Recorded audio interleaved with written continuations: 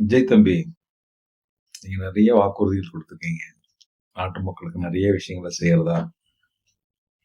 But செய்யறதுக்கு உங்களுக்கு கஜானால காசு வேணும். காசும் இல்லை.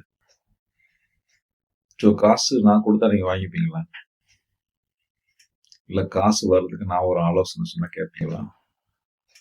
நீங்க கேட்குறீங்களோ இல்லையோ, எனக்கு தோணுது நான் சொல்றேன். உடனடியாக காசு வர்றதுக்கு ஒரு சின்ன ஒரு ஆலோசனை. நடந்து முடிந்த எலெக்ஷன்ல போட்டி போட்ட எல்லா ஏராளமான எம்எல்ஏக்கள் தங்கிட்ட எவ்வளவு சொத்து இருக்கு அப்படின்றத அறிவிச்சிருக்காங்க. இதுக்கு முன்னாடி ஆட்சியில இருந்தவங்க பேரை பார்க்கும்போது அவங்களோட சொத்துக்கள் அவங்க அறிவிச்சிருக்க சொத்துக்களையும் பார்த்தீங்கன்னா நம்ப முடியாத மாதிரி இருக்கு. பணக்காரன அவ்வளவு பெரிய லாவிஷா வாழ்ந்துட்டு அவங்களோட சொத்துன்றது ரொம்ப சொற்பமாக அறிவிச்சிருக்காங்க. அதுக்கு மேல உள்ள மீதியில சொத்துலாம் யாருது? அவங்களும் இல்லைல்ல. பேசாம அதை நீங்க வாங்கிக்கிங்க. அரசாங்கத்துக்கு வந்துடும். அது வந்துச்சா நமக்கு உடனே கஜானால உடனே காசு வந்துடும்ல. ரொம்ப சிம்பிள். ஒரு சின்ன அறிவிப்பு கொடுங்க. யார் யாரெல்லாம் இப்ப எனக்கு பெரும்பாலானவங்க பதுக்குடியில பணம் வச்சிருப்பாங்க. கண்டிப்பா அவங்க பேர்ல வச்சிருக்க மாட்டாங்க. யாராவது பினாமி பேர்ல தான் வச்சிருப்பாங்க. பெரிய பணக்காரனா இருப்பான், கோடான கோடி அவன்கிட்ட இருக்கும். அவங்க பேர்ல வச்சிருக்க மாட்டான். வேற அவன் பேர்ல வச்சிருப்பான். ஒரு சின்ன அறிவிப்பு கொடுங்க.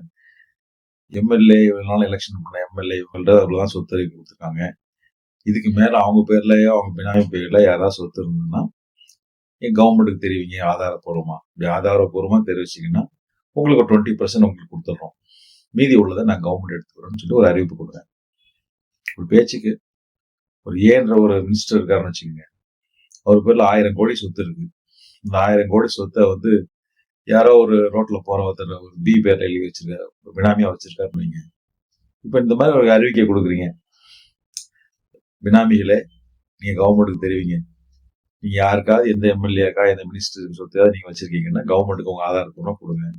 அதுல 20% சொத்தை நான் உங்களுக்கு கொடுத்துறேன், 80% சொத்தை கவர்மெண்ட் எடுத்துக்கணும் அப்படின்னு சொல்லுங்க. ஆட்டோமேட்டிக்கா முன்னுக்கு வருவாங்க.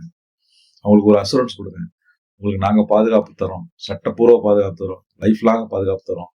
அந்த 20% உங்களுக்கு லைஃப் லாங் அனுபவிக்கிற வரைக்கும் நான் பாதுகாப்பு வரும். உங்களுக்கு உயிருக்கோ உடமைக்கோ எந்த சேதாரமும் நான் பாதுகாப்பு கொடுங்க. ஆட்டோமேட்டிக்கா அந்த பினாமிலாம் முன்னுக்கு வந்துருவாங்க. அப்புறம் என்ன, 20% நான் எடுத்துட்டு போறேன், 80% கவர்மெண்ட்டுக்கு வரட்டும். நீ நல்ல திட்டங்கள் செய்யுங்க. எனக்கு தெரிஞ்ச யோசனை தம்பி. சரியா இருந்தா ஏத்துக்கங்க. நெஞ்சில் கூடியிருக்கும் நண்பர்களே, சரியா இருந்தா உங்க கமெண்ட்ஸை சொல்லுங்க. இதை விட பெஸ்டா ஒண்ணு செய்யலாம்னா அதையும் சொல்லுங்க. பார்ப்போம். நன்றி, வணக்கம். அன்புடன் ரசிகா.